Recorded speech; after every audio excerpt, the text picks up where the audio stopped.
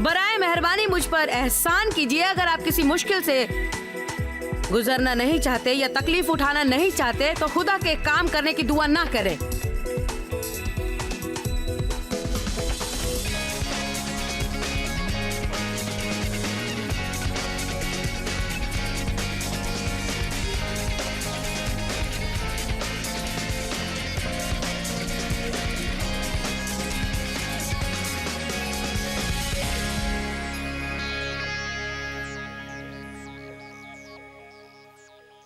लुत्फ उठाएं रोजमर्रा की जिंदगी का मैं खुशामदीद। मैं आपके यहाँ आने से बहुत खुश हूँ क्योंकि मेरा मानना है कि कलाम इलाही का आपकी जिंदगी पर अच्छा असर होगा।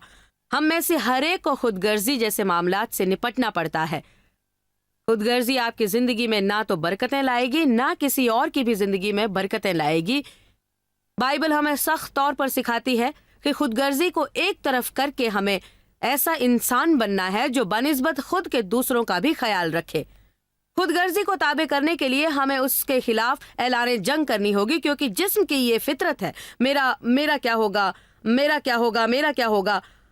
आज ये सीखे किस तरह खुदगर्जी को हम ताबे कर सकते हैं एन अनसेल्फिश एटीट्यूड की तालीमात के जरिए।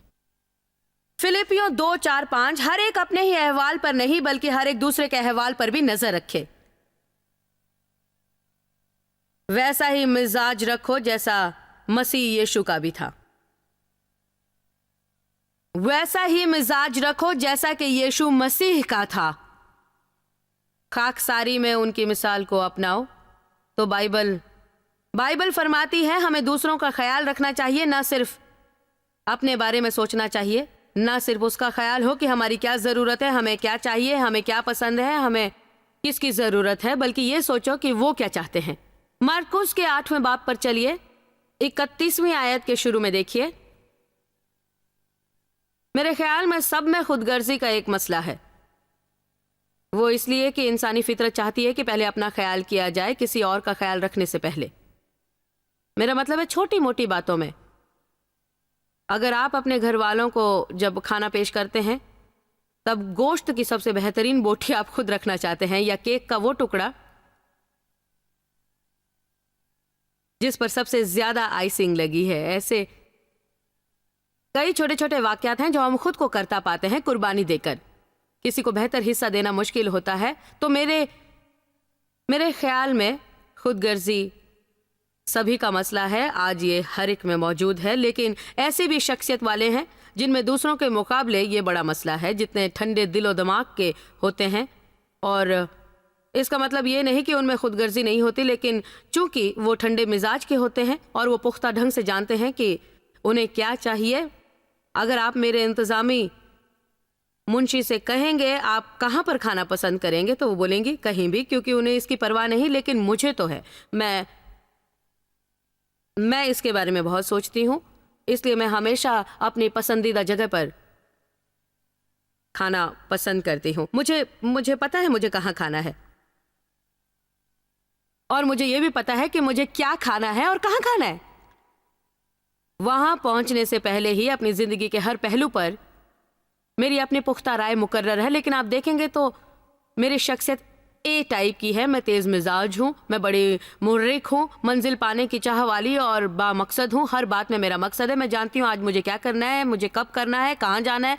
मैं जानती हूँ पीर के रोज मुझे क्या करना है, मैं जानती हूँ मुझे मंगल के रोज क्या करना है। मेरे जैसे लोगों का मसला ये है कि हम बहुत कुछ कर गुजरते हैं और उमूमन हम रहबर बनते हैं और बहुत कुछ हासिल करते हैं, मगर वो मोहब्बत में जो चलना नहीं सीखेंगे तो वो सबको पैरों तले दबाकर अपनी मंजिल पाना चाहेंगे, क्योंकि वो इतने बामकसद होते हैं कि वो उन तमाम लोगों पर तवज्जो तक नहीं करते जो उनके मकसद पूरे होने के बायस चोट खाते हैं। मेरे ख्याल में ऐसे शख्स जिनकी फितरत में खुदगर्जी है वो हैं गहरी चोट से गमजदा लोग। अगर आप उन शख्सियतों का मुताला करेंगे तो आप पाएंगे कि फितरताना तौर से वो अपने आप ही से जुड़े होते हैं। जो आप आधे तेज मिजाज और आधे गमजदा हैं तो फिर आपको होशियार रहना चाहिए। मैं पूरे तौर से तेज मिजाज हूं तो मैं इसकी मारी हूं, लेकिन मैं सोचती हूं जो लुत्फ पसंद लोग हैं और जो खुश मिजाज होते हैं, हालांकि उनके भी दूसरे तरह के मसाइल होते हैं, उन्हें दूसरे तरह के मिजाज वालों की तरह जद्दोजहद नहीं करनी पड़ती है। ये ऐसा भी लगता है जो गमगीन मिजाज वाले होते हैं वो अमूमन फनकारी में माहिर होते हैं। वो ज्यादा हुनरमंद लोग होते हैं जो दुनिया के लिए बेशकीमती होते हैं और जिनकी हमें जरूरत होती है। यूं लगता है कि हर एक कोई हुनर या कोई कमजोरी लेकर पैदा होता है। सब में अपनी अपनी खासियतें होती हैं, सब में अपनी अपनी खामियां होती हैं। हर इंसान एक दूसरे से बहुत ही अलग होता है और हमें ये समझना चाहिए कि दुनिया में तरह तरह के लोग मौजूद हैं और सब में अपनी अपनी कमियां हैं, अपनी अपनी खासियतें हैं। आमीन। हमें ये याद रखना है, आज जो इस पर बात चल रही है कि वो एक जरिया है जिससे आप खुदगर्जी पर काबू पा सकते हैं। उसके खिलाफ ऐलान जंग करें और आज का सबक बस यही तो है। मैं चाहती हूँ आप खुदगर्जी के खिलाफ ऐलान जंग करें और कहें बस बहुत हुआ, अब मैं खुद के लिए नहीं जीऊंगा, मेरी जिंदगी अब मेरे लिए नहीं है। मुझे अपनी जिंदगी के आखिर में ये नहीं देखना है कि मुझे कोई पसंद नहीं करता, कोई परवाह नहीं करता। मुझे यहाँ से ऐसे ही नहीं गुजरना है कि लोगों को मेरे जाने के बाद खुशी हो। क्या मैं आपको एक मुकम्मल सच सुनाऊं?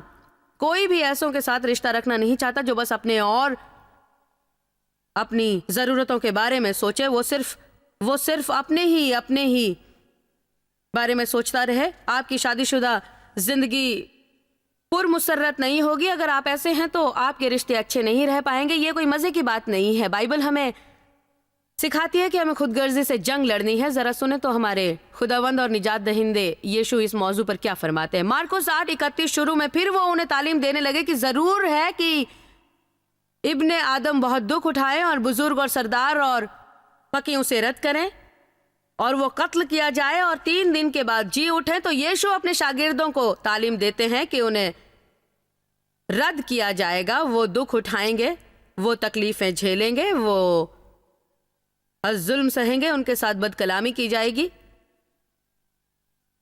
उनके साथ बदसलूकी होगी। और 32वीं आयत कहती है, और उसने ये बात साफ साफ कही, सफाई से, खुलासे के साथ, बगैर गलती के। तो उन्होंने खुलकर कहा ठीक है, तो हमें भी इसका सामना करना होगा। पतरस उसे अलग ले जाकर उससे मलामत करने लगे। मैं इतना कह सकती हूं कि यीशु का रवैया पतरस के साथ बहुत ही रहम भरा था। वो जो है उस पर रहम कर रहे थे। आप किस तरह के खास अहमक होंगे जो यीशु से मलामत करें?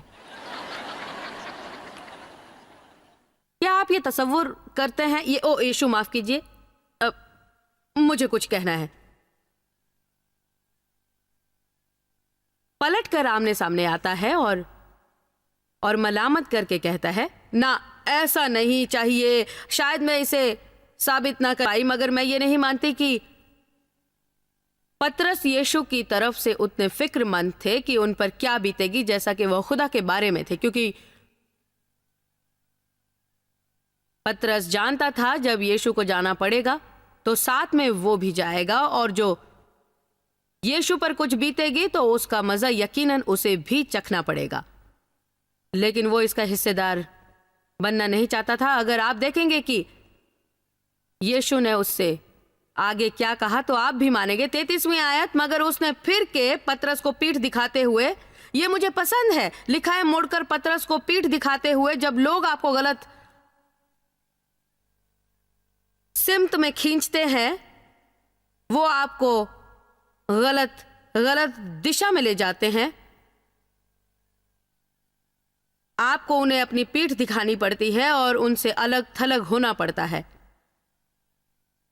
और अपने शागिर्दों पर निगाह करके पतरस को मलामत किया और कहा, ए शैतान, मेरे सामने से दूर हो जा, तू मेरे सामने से हट जा। असलियत में वो पतरस को शैतान नहीं कह रहे थे, मगर वो जानते थे शैतान पतरस के जरिए ये कह रहा। अब आप खुदगर्ज बनते हैं, शैतान आपके जरिए काम कर सकता है। जब आप खुदगर्ज बनते हैं, शैतान आपके जरिए दूसरों को चोट पहुंचाता है।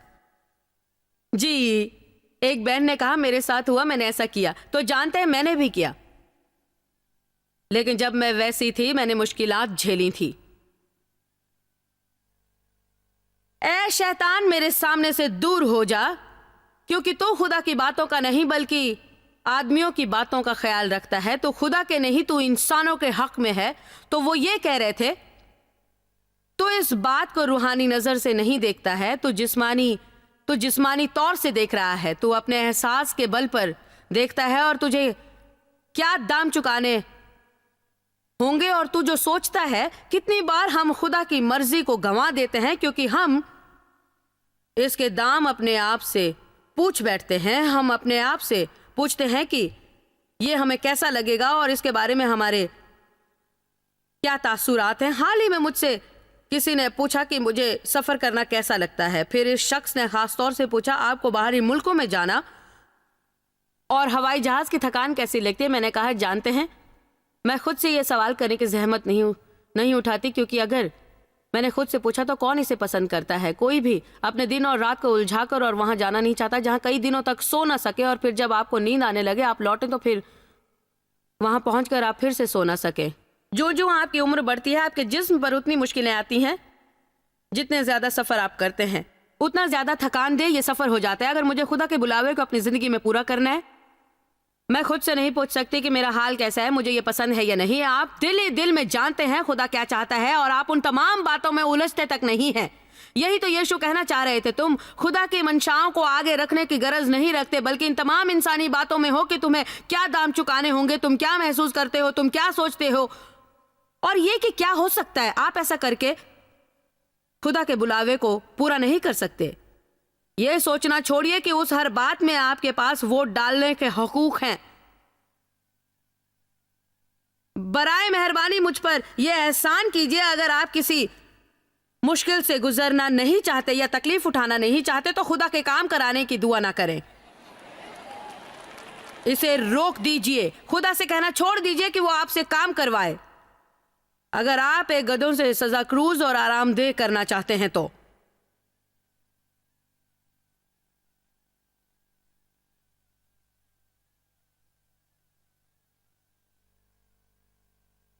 और यीशु ने उसे आवाज दी। 34वीं आयत। फिर उसने भीड़ को अपने शागिर्दों समेत अपने पास बुलाकर उनसे ये कहा, मेरे ख्याल में इंजील का इस बात पर पूरा जोर है, अगर कोई मेरे पीछे आना चाहे, अगर कोई मेरा शागिर्द बनना चाहे तो अपनी खुदी से वो इनकार करे। आप सब यही सोचे, खुदी से इनकार है। बहुत अच्छे। मबसूद बाइबल में है, मुझे पता नहीं आप में से कितनों के पास मबसूद बाइबल है, लेकिन वो इनके मायने बताती है। खुद को भूलना, खुद को तर्क करना, अपने ऊपर और अपनी दिलचस्पियों से नजर हटाना। क्या मैं फिर से पढ़ूं? खुद से इनकार करें, खुद को भूल जाएं, खुद को तर्क करें, अपने ऊपर से और अपनी दिलचस्पियों पर से नजर हटा लें, अपने आप से ईमानदारी बरतें। मैं किसी और बात के बारे में सोच तक नहीं सकती जो मेरी जिंदगी में इस काम को करने से ज्यादा चुनौती वाली होगी। आमीन। और ऐसा करके अपनी सलीब उठा लें और मेरे पीछे हो लें। आपकी सलीब गुर्बत या तबाही नहीं, ना तो मर्ज या कार के हादसे हैं या ऐसी कोई बातें नहीं तो मुझे उठाने को ये सलीब मिली, मुझे बहुत दिक्कतें उठानी पड़ती हैं। नहीं, यीशु चाहते हैं आप फातेह होकर जिए, कि आप अपनी जिंदगी का लुत्फ उठाएं। हमारी सलीब है अपने आप से इनकार करना। आमीन। अपनी जान देना। वो बोले, मैं अपनी जान देता हूं, कोई इंसान मुझसे नहीं ले सकता है, मैं इसे खुद देता हूं। क्या मैं आपको कुछ बताऊं? खुदा आपसे आपकी जान नहीं चाहता, मगर वो फरमाता है तुम अपनी जान खुद से दो। और सबकी अपनी मिनिस्ट्री है, सबकी। आप सब मिनिस्ट्री में हैं। हर इंसान को सुलह की मिनिस्ट्री और सिफारिश की मिनिस्ट्री दी गई है, सबको दी गई है। हर एक इंसान को खुदा और किसी दूसरे इंसान के बीच सुलह पैदा करने के काम आना चाहिए। उन्हें यह कोशिश करनी चाहिए। आपकी छोटी सी दुनिया में आपको लोगों पर मस्बत तौर से असरअंदाज होना चाहिए और आपको रोशनी और नमक बनना है, ताकि सिर्फ आपका तर्ज अमल देखकर वो मसीह के बारे में जानना चाहें। लेकिन ऐसा करने के लिए हमें अपने ऊपर से तवज्जो हटानी होगी। तब हमें वो सब करना होगा जो आरामदेह नहीं है, और कुछ ऐसा भी जो हम करना नहीं चाहते। हमें गहराई से जीना सीखना चाहिए। काश आज भी वो डीपर लाइफ कॉन्फ्रेंसेस होती जो 17वीं सदी में होती थी। तो आपको किसी से यह वादा नहीं करना है कि वो करोड़पति बन जाएंगे या किसी कंपनी का मालिक, ताकि वो पुरजोश होकर खुदा की खिदमत में लग जाए।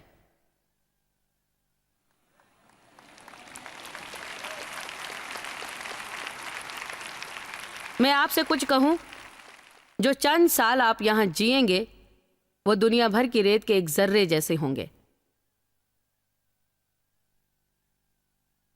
अबदी जिंदगी एक लंबा वक्फा है, और मैं फिर से दोहरा रही हूं कि ये एक लंबा वक्फा है।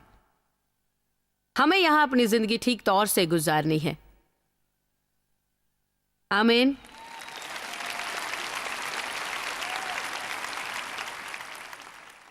अगर यहां आपने थोड़ी कुर्बानी दे दी तो क्या हुआ? पौलुस ने रोमियो 8 में कहा, मेरी दनिश्त में इस जमाने के दर्द इस लायक नहीं कि उस जाहिर होने वाले जलाल के मुकाबिल हो। इस बात को अच्छी तरह से समझ लीजिए।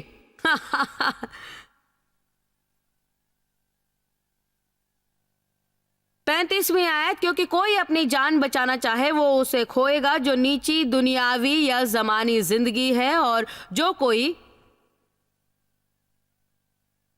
कोई मेरी और इंजील के वास्ते अपनी जान खोएगा वो अपनी ऊंची रूहानी जिंदगी बचा लेगा। तो ये कह रहा है, अगर आप वो ऊंची जिंदगी चाहते हैं तो उसे अपनी नीची जिंदगी को तजना होगा। अगर आप रूहानी जिंदगी चाहते हैं तब आपको ये जिस्मानी जिंदगी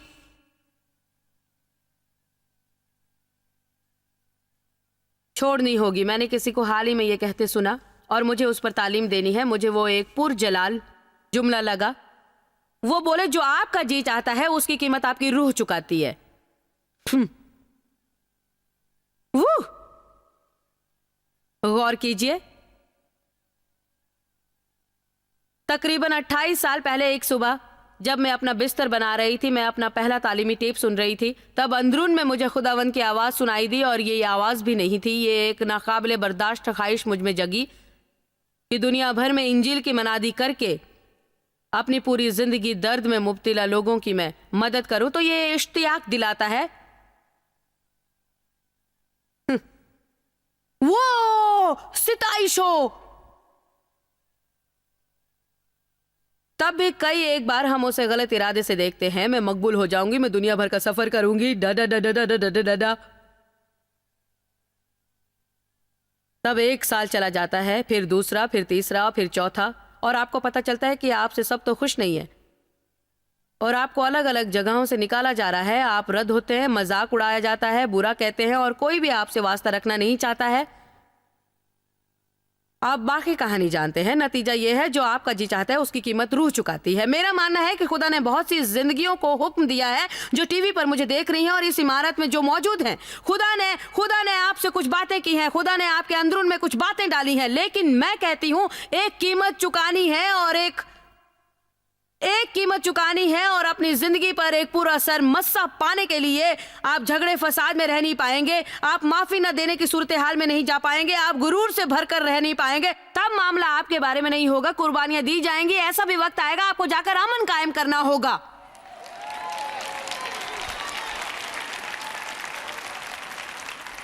मेरे ख्याल से मेरी बाइबल इस बारे में कहती है, जो कुछ करते हो खुदा की सिताइश के लिए करो, उसके लिए और उसके जलाल के लिए जियो। मैं आज ये चाहती हूं कि आप ये सोचें कि इससे क्या लेना कि मैं क्या महसूस करता हूं। मुझे बस वो करना है जो सही है। आमीन। हम सस्ती खुशी की महंगी कीमत चुकाते हैं, लोगों में सही कहे जाने की जिस्मानी तरंग के लिए, या अपनी बात मनवाने के लिए, या आराम पाने के लिए।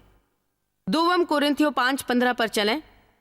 आज हम बात कर रहे हैं खुदगर्जी के खिलाफ ऐलाने जंग करने पर और बेगरज तर्ज अमल के साथ जीने पर। ऐसी आदत पैदा करनी होगी ताकि हम अपने बजाय दूसरों के हक में फिक्रमंद बने। मेरे ख्याल में जो पहली बात हमारे दिमाग में उभरती है वो ये है कि मेरा क्या होगा। अगर मैं आप सबका ख्याल हर वक्त करती रहूं और आपकी बेहतरी की बात सदा सोचूं और देखूं कि आप तो मेरे लिए कुछ खास नहीं करते, तो फिर मेरा क्या होगा। बात यह है, अगर हम वो कर रहे हैं जो खुदा हमसे उसके लिए करने को कह रहा है, तब वो हमारी देखभाल जरूर करेगा। चाहे वो दूसरा शख्स जिसके लिए हम ये बात कर रहे हैं वो आपके लिए कुछ नहीं करता, तब तक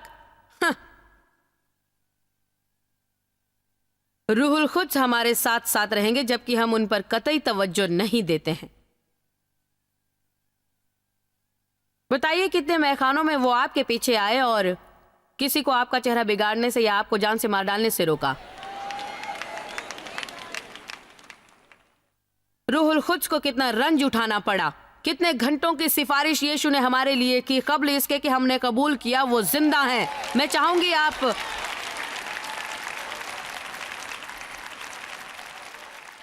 आप इस सहीफे को गौर से देखें और इसमें लिखा है उसे अच्छी तरह समझें। वो इसलिए सबके वास्ते मरा कि जो जीते हैं वो आगे को अपने लिए ना जिए बल्कि उसके लिए जिए जो उनके वास्ते मरा और फिर से जी उठा। क्या ये काबिले हैरत आयत नहीं है? क्या आप लोगों को हैरानी नहीं होती? वो मरे ताकि मैं अपने लिए आजाद बनूं। ये आपके लिए सबसे जबरदस्त निजात है। हम फिल्में देखते हैं जहां कैदियों को काल कोठरी में अकेले डाल दिया जाता है तो इस छोटे से अंधेरे खाने में एक तख्ते के साथ होते हैं जो पलंग के काम आता है और कभी वो तक नहीं होता। मैं चाहती हूं कि आप जो यहां बैठे हैं, जो मुझे देख रहे हैं, इसका तसव्वुर करें क्योंकि खुदा ने खुदगर्जी के ताल्लुक से ये मिसाल दी है। वो बोले ये बंद कोठरी में जहां तेरे अलावा कुछ नहीं, उसमें बंद होने की तरह है। ये एक डरावना और दहशत भरा ख्याल है ना? जहां भी देखो हम ही हम हैं। फिलिपियों 4:5 कहता है तुम्हारी नर्म मिजाजी सब आदमियों पर जाहिर हो, तुम्हारी बालिहाजी, तुम्हारा नकारने वाला मिजाज खुदावंद करीब है, वो जल्द आएंगे। मेरा मानना है जमीन पर जन्नत वो है जब आप अपने आप से आजाद हैं।